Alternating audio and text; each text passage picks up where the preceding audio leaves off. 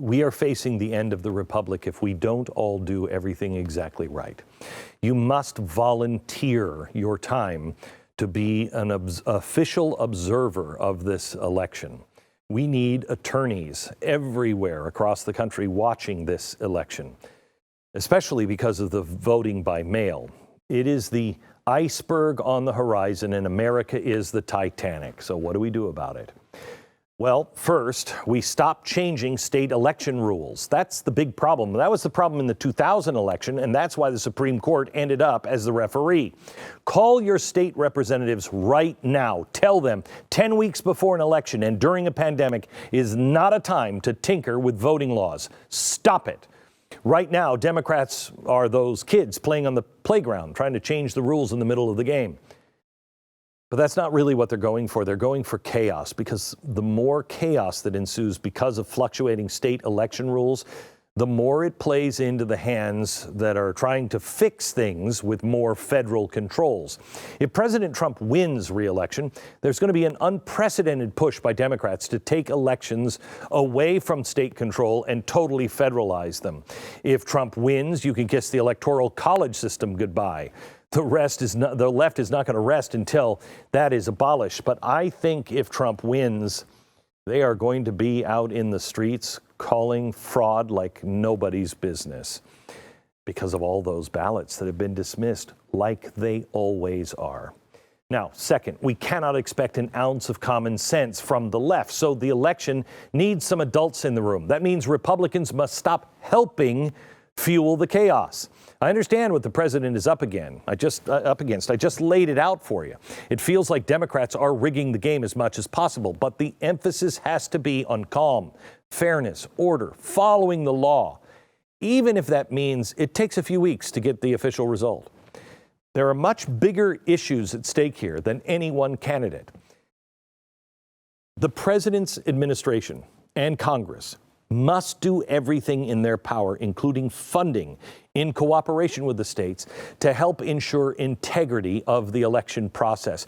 And Republicans, you need to get your head out of the old and start paying attention and volunteer your time.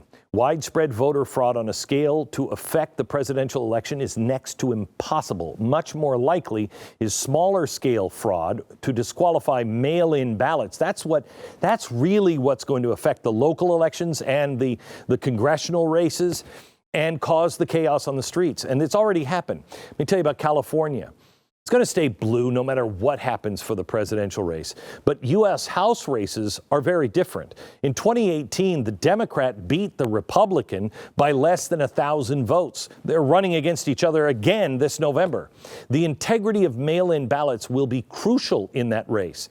And just in case you're not convinced that, voting by mail have enormous implications for you as the nation, let me leave you with this. This example alone may explain exactly why Democrats and the media are all in for voting by mail. In the 2008 U.S. Senate race in Minnesota, Democrat Al Franken eked out a victory over the incumbent Republican Norm Coleman. You remember this? Franken won with just 60 votes. He won and gave the 60th vote to the Senate Democrats that they needed to pass Obamacare. But he beat Coleman by just 312 votes. Now, here's the rub. The Minnesota election officials had rejected 12,000 mail-in ballots. Imagine, what if just 700 of those 12,000 absentee voters had gone to the polls instead of mailing in their ballot? You got to scare people to stay at home because of COVID, convince them that mailing in their ballot is the safest and best option, and all bets are off. Chaos. Chaos is what evil thrives in. Chaos is precisely what evil wants and needs to burn our country to the ground. Chaos is precisely what the Democrats are counting on in November. I don't think their real goal is to steal the election. I think their real goal is more chaos. Less trust, get each other even more at each other's throats. We face perhaps our greatest test this fall. I have faith in the American people. but we must stand up and do all that is required to save the republic and man's freedom.